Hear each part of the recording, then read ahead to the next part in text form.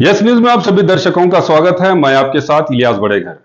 आइए देखते हैं आज की खबर क्या कहती है। ವಿಜಯಪುರ ನಗರದಲ್ಲಿ ಕೆಲವೊಂದು ಮಾಜಿ ಕಾರ್ಪೊರೇಟರ್ಗಳು ಕೆಲವೊಂದು ಸಮಾಜಘಾತಕ ಶಕ್ತಿಗಳ ಜೊತೆಗೂಡಿ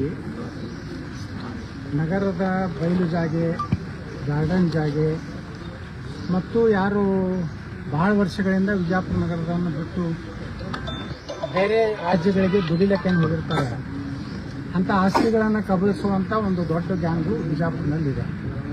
ಅವರಿಗೆ ಯಾವುದೋ ಬಿಜೆಪಿ, ಕಾಂಗ್ರೆಸ್, ಜೆಡಿಎಸ್ ಏನೂ ಸಂಬಂಧ ಇಲ್ಲ.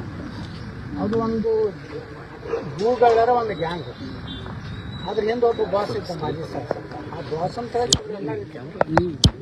ಕಳೆದ ಮಹಾನಗರ ಪಾಲಿಕೆ ಸದಸ್ಯ ಚುನಾವಣೆಯಲ್ಲಿ ಅವರಿಗೆಲ್ಲ ನಿರ್ಮೂಲನೆ ಮಾಡಿ ಹೊಸ ಯುವಕರು ಇವತ್ತು ಮಹಾನಗರ ಪಾಲಿಕೆ ಸದಸ್ಯರಾಗ್ಯಾರ. ಒಳ್ಳೆಯವ್ರು ಯಾರಾದಾರ ಅವರೆಲ್ಲ ಆಗ್ಯಾರ. ಅವರೆಲ್ಲ ಕ್ರಿಯಾಶೀಲ ಕೆಲಸ ಮಾಡ್ಲಕತ್ತಾರ. ಇವತ್ತೇನಾಗಿದೆ, ಅನೇಕ ಕಡೆ ಇವತ್ತು ಗ್ಯಾಸ್ ಬಾಡಿ ಅಲ್ಲಿ ಇದೇ ರೀತಿ ಮಾಡ್ಯಾರ. ಪಾಪ ಸಾರ್ವಜನಿಕ ಉದ್ದೇಶಕ್ಕೆ ಗಾರ್ಡನ್ ಆಗಬೇಕು, ಅಲ್ಲಿ ಒಂದು ಸಾಂಸ್ಕೃತಿಕ ಭವನ ಆಗಬೇಕು. ಸಂಜೆ ಮುಂದೆ ಹೆಣ್ಮಕ್ಳು ಏನು ವಯಸ್ಸಾದವರು, ರಿಟೈರ್ ಆದವರು ಸಾಯಂಕಾಲ ಅಲ್ಲಿ ಬಂದು ಕೂತು ಅವರ ಒಂದು ಟೈಮ್ ಪಾಸ್ ಆಗಲಿ ಅಥವಾ ಮಾತುಕತೆ ಆಗಲಿ, ಸರ್ ಒಂದು ಚರ್ಚೆ ಆಗಲಿಕ್ಕೆ ಇಂಥ ಸಾರ್ವಜನಿಕ ಉಪಯೋಗಕ್ಕಿರುವಂಥ ಜಾಗಗಳು. ಆದರೆ ಭಾಳ ದಿವಸಗಳಿಂದ ಅದನ್ನು ಅವರು ಕಣ್ಣಿಟ್ಟಿರ್ತಾರೆ, ಎಲ್ಲೆಲ್ಲಿ ಎಂಥ ಜಮೀನುಗಳು ಅದಾವ, ಯಾವ ರೀತಿ ಈ ಭೂಮಿಯನ್ನು ಲಪಟಾಯಿಸ್ಬೇಕು. ಇದು ಮೊದಲಿಡಿದು ಒಂದು ವಿಜಯಪುರ ನಗರದಲ್ಲಿ ಶಾಸಕರ ಒಂದು ಸಪೋರ್ಟ್ನಿಂದ ಆಪತ್ತು ಬಂದಿದೆ.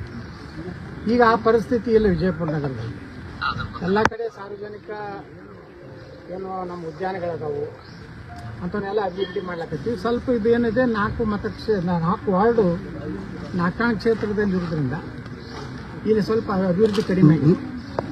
ಈಗ ನಮ್ಮ ಹೊಸ ಶಾಸಕರೇನು ತಗೊಂಡು ಬಂದಲ್ಲ, ಅವ್ರನ್ನೂ ಸಹ ಈಗ ಮೊನ್ನೆ 150 ಕೋಟಿ ರೂಪಾಯಿ ಮಹಾತ್ಮ ಗಾಂಧಿ ನಗರ ವಿಕಾಸ ಯೋಜನೆ ಬಂದಿದೆ. ಅದರಲ್ಲಿ ಸುಮಾರು 100 ಕೋಟಿ ರೂಪಾಯಿ ಮೇಲೆ ನಮ್ಮ ವಿಜಯಪುರ ವಿಧಾನಸಭೆ ಬಂದಿದೆ. ಉಳಿದದ್ದು ನಮ್ಮ ಈ ಒಂದು ವಿಜಯಪುರ ನಗರದಲ್ಲಿರುವಂಥ 4 ಕ್ಷೇತ್ರದ ಅಭಿವೃದ್ಧಿಗೆ ಬಂದಿದೆ. ಇದನ್ನೆಲ್ಲ ಗಮನಿಸಲಾಗಿ ಇವತ್ತು ನಮ್ಮೆಲ್ಲ ಕಾರ್ಪೊರೇಟರು, ಈ ಭಾಗದ ಕಾರ್ಪೊರೇಟರ್ ಇರ್ಬೋದು, ನಮ್ಮ ರಾಜೇಶ್ ತೇಜರವರು ಇರ್ಬೋದು, ಅದೇ ರೀತಿ ಇಲ್ಲಿ ಹೆಣ್ಮಕ್ಳು ಕೂಡಿ ಈ ಒಂದು ಆಸ್ತಿಯನ್ನು ಹೊಡ್ಕೋಬೇಕಂತ ಹೇಳಿ ಒಂದು ಗುಂಪು, ಅವರು ಒಬ್ಬ ಮುಸ್ಲಿಮು ಅಬ್ದುಲ್ ಸಾಬ್ ಮಕಾನ್ದಾರ್ ಶಿವಾನಂದ್ ಭುಯಾರ್ ಅಂತೇಳಿ ಒಂದು ಏನಂದ್ರೆ ಇಸಾರ್ ಕರಾರ್ ಪತ್ರ ಮಾಡ್ಕೊಂಡ, ಅದು ಕೈಲೇ ಬರೆದಂಥ ಉತ್ತಾರಿಗಳು. ಅದು ದಾಖಲೆ ಅಧಿಕೃತವಾಗಿ ಅಲ್ಲ. ಈಗೆಲ್ಲ ಇವತ್ತು ಕಂದಾಯ ಇಲಾಖೆಯಲ್ಲಿ ಗಣಕೀಕೃತ ಅಂದರೆ ಕಂಪ್ಯೂಟರೈಸ್ಡ್ ಆಗಿದೆ. ಯಾವುದನ್ನು ಇದೇ ರೀತಿ ಮೋಸ ಮಾಡ್ತಾರಂತ ಹೇಳಿನೇ ಸಾಕಷ್ಟು ಭೂ ಕಬಳಿಕೆ ಈ ರೀತಿ ಬಿಜಾಪುರ ಅಲ್ಲ, ಇಡೀ ಕರ್ನಾಟಕದಲ್ಲಿ ನಡೀತಿರೋ ಕಾಲದಲ್ಲಿ ಮಾಡಿದ್ರೂ ಸಹ ಇವರು ಎಲ್ಲರ ಕಣ್ಣಿಗೆ ಮಣ್ಣೆ ಎರಚಿ ಈ ಒಂದು ಜಮೀನು ರಿಜಿಸ್ಟರ್ ಸರ್ವೆ ನಂಬರ್ 21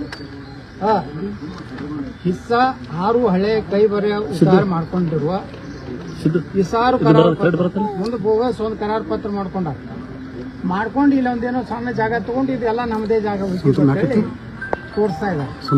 ಇವತ್ತು ಅವ್ರಿಗೆ ಆ ಒಂದು ಕಳ್ಳರಿಗೆ ಏನಿದೆ ಬಿಜಾಪುರ್ನಲ್ಲಿ, ಅವರಿಗೆ ಇವತ್ತು ಇಲ್ಲಿ ಹೆಣ್ಮಕ್ಳು ತಮ್ಮ ಭಾಗದಲ್ಲಿ ಇದು ಗಾರ್ಡನ್ ಆಗಬೇಕು, ನಮ್ಮೆಲ್ಲ ಸಾಯಂಕಾಲ ಸಣ್ಣ ಗುಡಿ ಆಗಬೇಕು, ಇಲ್ಲಿ ನಮ್ಮ ಹೆಣ್ಮಕ್ಳು ಬಂದು ಕುಂದ್ರಲಿಕ್ಕೆ ಮಾಡಲಿಕ್ಕೆ ಅನುಕೂಲ ಆಗಲಿ ಅಂತೇಳಿ ಅವರು ಇವತ್ತು ಹೋರಾಟ ಪ್ರಾರಂಭ ಮಾಡಿದ್ದಾರೆ. ಅವರ ಹೋರಾಟದ ಹಿಂದೆ ನಮ್ಮ ಇಲ್ಲಿ ಭಾಗದ ಕಾರ್ಪೊರೇಟರು, ನಮ್ಮ ಅವರ ಮಗ ಸಚಿನ್ ಮತ್ತು ನಮ್ಮ ಇನ್ನೊಬ್ಬ ಕಾರ್ಪೊರೇಟರ್ ಆದಂಥ ಮತ್ತು ಮೊದಲು ಈ ವಾರ್ಡಿನ ಕಾರ್ಪೊರೇಟರ್ ಇದ್ದಂಥ ರಾಜೇಶ್ ದೇಜೂರು ಎಲ್ಲರೂ ಇವತ್ತು ಹೆಣ್ಮಕ್ಳು ಮತ್ತು ಇಲ್ಲಿನೆಲ್ಲ ನಾಗರಿಕರು ಕೂಡಿ ಹೋರಾಟ ಮಾಡ್ತಾ ಇದ್ದಾರೆ. ನಾನು ಅವರೆಲ್ಲರಿಗೂ ಅಭಿನಂದನೆ ಸಲ್ಲಿಸ್ತೀನಿ. ಯಾಕಂದರೆ ಎಂಥ ಒಂದು ದೊಡ್ಡ ಸುಮಾರು 1 ಎಕರೆ ಇರ್ತಿಲ್ಲ, ಅರ್ಧ ಎಕರೆಯಷ್ಟು ಜಮೀನಿದೆ. ಇದನ್ನು ಈಗಾಗಲೇ ನಾನು ಮಹಾನಗರ ಪಾಲಿಕೆಯ ನಮ್ಮ ಆಯುಕ್ತರ ಜೊತೆಗೆ, ಏನು ನಮ್ಮ ಭೂ ದಾಖಲೆಗಳ ಅಧಿಕಾರಿಗಳ ADLR ಜೊತೆಗೆ ಮತ್ತು ಬಿಜಾಪುರದ ತಹಸೀಲ್ದಾರ್ ಜೊತೆಗೆ ಮಾತಾಡಿ ಭಾಳ ಸ್ಪಷ್ಟವಾಗಿ ಅವ್ರು ಹೇಳಿದರೆ ಇದು ಸರ್ಕಾರ ಜಾಗ ಇದೆ, ಇದು ಕಬಳಿಸಕ್ಕೆ ಬರೋದಿಲ್ಲ, ಇವತ್ತೇ ಸಾಯಂಕಾಲನೇ ನಮ್ಮ ವಿಜಯಪುರ ನಗರ ಪಾಲಿಕೆ ಆಸ್ತಿ ಅಂತೇಳಿ ಒಂದು ಬೋರ್ಡ್ ಹಾಕಿ ಇದು ಕಂಪೌಂಡ್ ಕಟ್ಟಿ ಇದೆಲ್ಲ ಇಲ್ಲಿ ಹೆಣ್ಮಕ್ಳು ಕೊಂಡಲಿಕ್ಕೆ ಮಾಡಲಿಕ್ಕೆ ಕುರ್ಚಿಗಳನ್ನು ಹಾಕಿ ಮತ್ತು ಮುಂದೆ ಇದನ್ನ ಗಿಡಗಳನ್ನು ಹಚ್ಚಿ ಮಾಡಿ ಇದನ್ನ ಗಾರ್ಡನ್ ಮಾಡ್ಬೇಕಂತೇಳಿ ಈಗಾಗಲೇ ನಾವು ರಾಜೇಶ್ ದೇವಿಯವರು ಮತ್ತು ನಮ್ಮ ಇಲ್ಲಿ ಸಚಿನು ಮತ್ತು ಎಲ್ಲ ಕಾರ್ಪೊರೇಟರ್ ಮೇಯರ್ ಅವ್ರಿಗೆ ಹೇಳಿದ್ದೀವಿ. ಎಲ್ಲರೂ ಕೂಡಿ ಇನ್ನೊಂದು ವಾರನಾಗ ಇದರ ಕಂಪೌಂಡ್ ಕೆಲಸ ಚಾಲೂ ಮಾಡ್ತೀವಿ ಮತ್ತು ನಮ್ಮ ಈ ಭಾಗದ ಶಾಸಕರನ್ನು ಅದಕ್ಕೆ ಕರಿತೀವಿ. ಅವರು ನಾವು ಎಲ್ಲರೂ ಕೂಡಿ ಈ ಒಂದು ಜಾಗ ಉಳಿಸಲಿಕ್ಕೆ ನಾವು ಈಗಾಗಲೇ ಎಲ್ಲ ರೀತಿಯ ಕಾನೂನಾತ್ಮಕ ಕ್ರಮ ತಗೊಂಡಿದ್ದೀವಿ. ಸಾಯಂಕಾಲನೇ ಇಲ್ಲಿ ಮಹಾನಗರ ಪಾಲಿಕೆ ಆಸ್ತಿ ಅನ್ನೋದಕ್ಕೆ ಎಲ್ಲ ದಾಖಲೆಗಳದ. ಸುಮ್ಮನೆ ಏನೋ ನಾಟಕ ಮಾಡಿ ಯಾವುದೋ ಫೇಕ್ ಹೇಳಿ ಯಾವುದಾದ್ರೂ ಕೆಲಸಕ್ಕೆ ಬರಲಾದ ಚಾನಲ್ಗಳ ಮುಂದೆ ಮಾತಾಡಿದ್ರೆ ಏನೋ ಅರ್ಥಿಲ್ಲ. ಅಂಥ ಯೂಟ್ಯೂಬ್ಗಳು ಅಂಥವೆಲ್ಲ ದುಡ್ಡು ಯಾರು ಕೊಡ್ತಾರೆ, ಹೆಚ್ಚಿಗೆ ಅವ್ರು ಕೊಡ್ತಾರೆ. ಅಂಥವು ಎಲ್ಲೆಲ್ಲೂ ನೀವು ದುಡ್ಡು ಕೊಡಬಾರ್ದು. ಏನೇ ಅಂಥವು ನಿಮಗೆ ಕಂಡು ಬಂದರೆ, ಅಲ್ಲಿ ಏನಾದರೂ ಚಟುವಟಿಕೆ ಕಂಡು ಬಂದರೆ ಈಗಾಗಲೇ ನಾವೆಲ್ಲ ಪತ್ರಿಕೆಗಳಲ್ಲಿ ನಮ್ಮ ಮೊಬೈಲ್ ನಂಬರ್ ಕೊಟ್ಟಿವಿ, ಅದಕ್ಕೆ ನೀವು ಕಂಪ್ಲೇಂಟ್ ಮಾಡ್ಬೋದು ಅಂತೇಳಿ ಹೇಳಿದ್ದೀವಿ. ಈ ರೀತಿ ಇಲ್ಲಿನ ನಮ್ಮ ಹೆಣ್ಮಕ್ಳೇನು ಹೋರಾಟ ಮಾಡಿದ್ರೆ ಅದಕ್ಕೆ ಇವತ್ತು ಜಯ ಸಿಕ್ಕಿದೆ. ಆ ಎಲ್ಲ ಹೆಣ್ಮಕ್ಳ ಒಂದು ಕಾರಣದಿಂದ ಇವತ್ತು ನೋಡಿ ಹೆಣ್ಮಕ್ಳು ಎಲ್ಲರೂ ಕೂಡಿ ಈಗ ಒಕ್ಕಟ್ಟಾದ್ರೆ ಅಂಥವ್ರು ಇದ್ರೂ ತಲೆ ಬಾಗಬೇಕನ್ನೋಂಥ ಅದನ್ನು ತೋರಿಸ್ಕೊಟ್ಟಾರೆ. ನಾನು ಸಹ ಇವತ್ತು ವಿಜಯಪುರ ಶಾಸಕನಾಗಿ ಅವ್ರಿಗೆಲ್ಲರಿಗೂ ನಾನು ಕೃತಜ್ಞತೆಗಳನ್ನು ಅಭಿನಂದನೆ ಮಾಡ್ತೀನಿ. ಈ ರೀತಿ ಏನು ಬೇರೆ ದಿನ ಏನೂ ಕೆಲಸ ಇಲ್ಲಾರ್ದನ್ನ ಆರೋಪ ಮಾಡುವಂಥ ಒಂದು ತಂಡಿದೆ. ಅದ್ರ ಬಗ್ಗೆ ನಾವು ಮಾತಾಡಕ್ಕೆ ಹೋಗೋದಿಲ್ಲ. ಅವ್ರಿಗೇನು ಗೊತ್ತಿದೆ ಅವ್ರದ್ದೆಲ್ಲ ಸ್ಥಿತಿ ಏನಾಗಿದೆ. ಅದ್ರ ಜೊತೆಗೆ ವಕಫ್ ಮುಸ್ಲಿಮರಿಗೆ ಸಂಬಂಧಪಟ್ಟಂಥ ಒಂದು ಆಸ್ತಿಯಲ್ಲಿ ಇವತ್ತೇನು ಭಾಳ ಮಾತಾಡ್ತಾ ಇದ್ದಂಗೆ ಅವನು ಮಸನಮಠ ಮುನ್ಸಿಪಾಲ್ಟಿ ಅಂತಿದೆ, ಇದು ಕಾರ್ಪೊರೇಷನ್ದು. ಇದರಲ್ಲಿ ಒಂದು ವಕಫದ ಒಂದು 3-4 ಮಂದಿ ಕೂಡಿ 20 ಗುಂಟೆ ಜಾಗ ಸ್ಮಶಾನದಾಗ ಇದ್ದದ್ದನ್ನು 2-2 ಗುಂಟೆ ಅವ್ರು ಹಚ್ಕೊಂಡು ಖರೀದಿ ಮಾಡ್ಕೊಂಡಾರ. ನೋಡ್ರಿ ಯಾರ್ಯಾರು ಅದಾರಪ್ಪ ಅಂದ್ರೆ ಅಲ್ಲಿ ಎಲ್ಲಿ ಅಂದ್ರೆ ನಮ್ಮ ದೇವಿಯವ್ರ ಸ್ಮಶಾನ ಐತಲ್ಲ ಸೋಲಾಪುರ ರೋಡಿಗೆ, ಅಲ್ಲಿ ನೋಡ್ರಿ ಇವು ಎಲ್ಲ ಇದು ಸರ್ಕಾರದ್ದು ಭೂ ದಾಖಲೆಗಳ ಸಹಾಯಕ ನಿರ್ದೇಶಕರು ಏನು ಅಂತದ್ದು ಅಳದು ದಾಖಲೆ ಮಾಡಿರುವಂಥದ್ದು. ಒಬ್ಬ ಬಾಬುಲಾಲ್ ಗುಡುಸಾಬ್ ಬೇಪಾರಿ, ಇನ್ನು ಅವ 2 ಗುಂಟೆ, ಜಮೀರ್ ಕಾಸಿಂ ಸಾಬ್ ಇನಾಮ್ದಾರ್, ಮಹಬೂಬ್ ಕತಾಲ್ ಸಾಬ್ ಜಮಾದಾರ್. ಬದಲಾಗಿ ನೋಡ್ರಿ ಉಮೇಶ್ ತಂದೆ ಬಸವರಾಜ್ ವಂದಾಲ್, ನೀವು ಏನು ಸಾಬ್ರ ಯಾರು ಮುಂದೆ ಮಕ್ಕಳ ಎಲ್ಲರೂ ಉಳಿತಿದ್ದು ಸಾಬ್ರ ಅದಾರ. ಇವಪ್ಪ ನಡ್ಬಾರ್ದು ಸಾಬ್ ಸರ್, ನೀವು ಇವ ಸಾಬ್ರ ಇನ್ನೂ ಚೆಕ್ ಮಾಡ್ಬೇಕಾಗ್ತೈತೆ ಅಂದು ಮಾಡಬೇಕು ಗುರ್ತೈತೆ. ಮೊಹಮ್ಮದ್ ಇಕ್ಬಾಲ್ ಖಾನ್ ಸಾಬ್ ಮುಲ್ಲಾ, ಮಹಬೂಬ್ ಅಬ್ದುಲ್ ಸಾಬ್ ಹಿಂದಿಕರ್, ರಫೀಕ್ ಅಹಮದ್ ಮೊಹಮ್ಮದ್ ಇಸಾಕ್ ಹುಂಡೇಕಾರ್. ಬದಲಾಗಿ ಇನ್ನೊಬ್ಬ ಸಾಬ್ ಅರ್ಧ ಸಾಹೇಬ್ ಸೇರಿ ನೋಡಿ ಮಹಾಂತೇಶ್ ಪರ್ವನಿ ಅಂಗಡಿ, ಸಮದನಿ ದಸ್ಕೀರ್ ಪಟೇಲ್, ಕರ್ನಾಟಕ ವಕಫ್ ಅದಕ್ಕೆ 6 ಗುಂಟ ಬಿಟ್ಟ. ಇವರೆಲ್ಲ ಬಿಜಾಪುರ್ನಾಗ ಹಿಂದುತ್ವ ಕುಂಕುಮ ಹಚ್ಕೊಂಡು ರಾಮನ ಮೂರ್ತಿ ಮೆರವಣಿಗೆ ಮಾಡೋದು ಮಾಡಿ ಈ ಉತ್ತಾರ ಸಹಿತ ಮಾಡ್ಕೊಂಡ. ಯಾವ ವಕಫ್ ಆಸ್ತಿ ಮುಸ್ಲಿಮರ ಆಸ್ತಿ ಸ್ಮಶಾನದು ಅದು ಹೆಣ ಸುಡೋದನ್ನು ಸಹಿತ ಬಿಟ್ಟಲ್ಲ. ಹೆಣ ಸುಡೋದು ಹೆಣ ಗೂಳು ಜಾಗನೂ ಬಿಡ್ಲಾರ್ದವ್ರು ಇವರೆಲ್ಲ ನಮ್ಮ ವಿಜಾಪುರದ ಮಾದರಿ ರಾಜಕಾರಣಿಗಳು ಹೊಗಳ್ತಾರೀಗ. ಇದು ಎಲ್ಲ ಉತ್ತರ ನಾವೆಲ್ಲ ಇದನ್ನ ನಾಳೆ ಅಸೆಂಬ್ಲಿ ಒಳಗೆ ಎಲ್ಲಾನು ಇದನ್ನ ಪ್ರಶ್ನೆ ಮಾಡ್ತೇನೆ. ಅದಕ್ಕೆ ನಾವು ಹೇಳೋದು ಅಂದ್ರೆ ವಿಜಯಪುರ ನಗರದ ಜನರಿಗೆ ಇಲ್ಲ ಈಗ ಅಧಿಕಾರಿಗಳು ಅಂತ ಬಂದು ಇದನ್ನ ಹಾಕ್ತಾರೆ. ಅವ್ರು ಏನಾದರೂ ಮಾಡಿ ತಕರಾರು ಮಾಡೋದು ಅಥವಾ ಇಲ್ಲೇನು ಗುಂಡಾಗಿರಿ ಮಾಡೋದು ಅಂದ್ರೆ ಆಕ್ಷನ್ ತಗೋತೀನಿ. ಹೇಳಿದ್ದೀನಿ ಪೊಲೀಸ್ ಸೆಕ್ಯೂರಿಟಿನೂ ಕೊಡೋದು ಹೇಳಿದ್ದೀನಿ. ನಾಳೆ ಹಿಡಿದನೇ ಈ ಜಾಗ ಫೆನ್ಸಿಂಗ್ ಮಾಡಿ ಅವ್ರ ಹೆಣ್ಮಕ್ಳು ಕುಂಡಲಿಕ್ಕೆ ಬೀದೈತಂದೆಲ್ಲ ಹೆಚ್ಚು ಹಾಕಿಡ್ಬೇಕಂತ ಹೇಳಿ. ಸರಿ, ಜಾಗ ವಿಚಾರ ವೈಯಕ್ತಿಕ ಆರೋಪ ಪ್ರತ್ಯಾರೋಪಕ್ಕೆ ಸಾಕ್ಷಿ ಸರ್. ನೀವು ಯಾರು ಬರ್ದಿರೇನೋ ನಿಮ್ಮ ಚಾನಲ್ದಾಗ ಅಂಥವು ಎಲ್ಲ ಬರೀದಿಲ್ಲ. ನೀವೆಲ್ಲ ಒಳ್ಳೆಯವ್ರು ಇದೀರಿ. ಹಣಕಾಸ ನನ್ನ ಮಕ್ಕಳ ಬಗ್ಗೆ ಯಾಕೆ ಮಾತಾಡ್ತಾರೆ? ಆ ಚಾನಲ್ಗಳು ಅವೇ ಅದಾವು, ಅವು ಅದಾವು. ಸಾಬರು ಚಾನಲ್, ಇವ್ರು ಸಾಬರು ಆಸ್ತಿ ಹೊಡಿ ಚಾನಲ್. ಪಾಸ್ ಮಾಡಿ ಅಲ್ಲಿ ಇದನ್ನ ಮಾಡಿದ್ರು ನೋಡ್ರಿ ಈ ಕಡೆ ನೋಡ್ರಿ ಈಗ ಹೆಣ್ಮಕ್ಳ ಕಡೆ ಬಾತ್ ಬಂದ್ರೆ ಒಂದೇ ಮಿನಿಟ್ ಬರ್ತಾರ್ರಿ.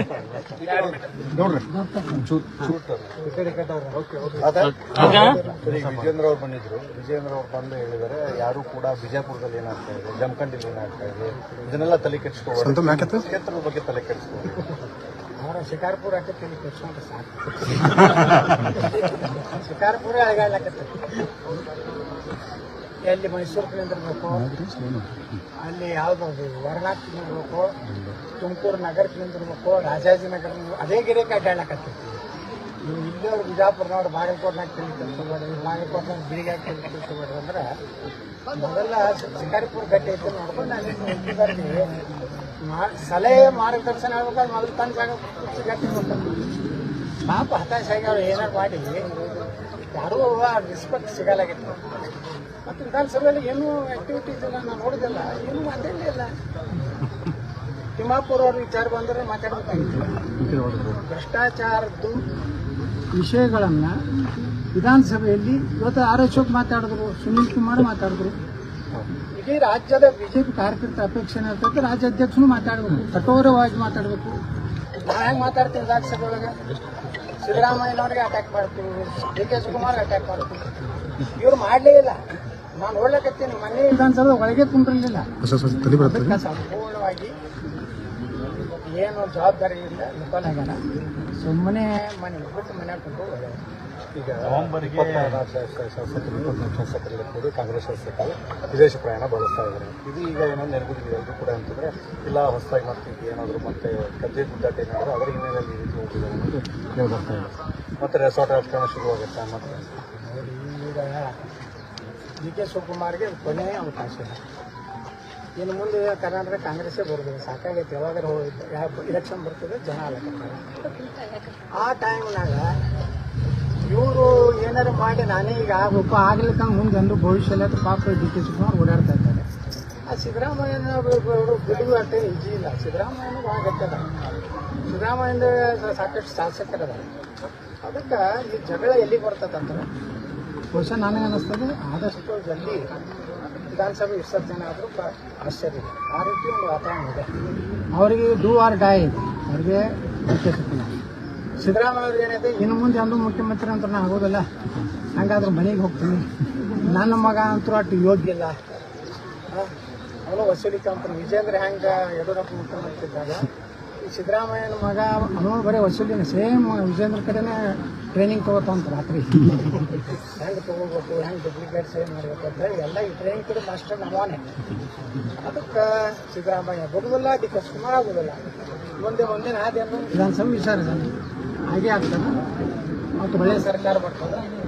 ಈಗೇನು ಇರ್ತಾವೆಲ್ಲ ನಾಗದ ಅಲ್ಲಿ ರಾಜ್ಯದ ಭೂ ಕಬಳಿಕೆ, ಹಿಂದೂ ದೇವಸ್ಥಾನಗಳಿಗೆ ಕಲ್ಲು ನಿನ್ನೆ ಒಂದು ಮೂರ್ತಿ ಬಗ್ಗೆ ಮತ್ತೆ ಇದೆಲ್ಲಕ್ಕೂ ಶಾಶ್ವತ ಪರಿಹಾರ ಅಂದ್ರೆ ನಮ್ಮ JCB ಒಂದೇ.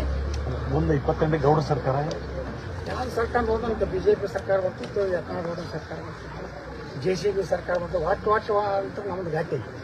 ಕರ್ನಾಟಕ ಮುಖ್ಯಮಂತ್ರಿ ಆಗೋದು ಗಟ್ಟಿ ಐತಿ. ನಿಮ್ಮ ಎಲ್ಲ TV ಚಾನಲ್ ಮುಂದೆ ಪ್ರಮಾಣ ಸ್ವೀಕಾರ ಮಾಡೋದು ಗಟ್ಟಿ.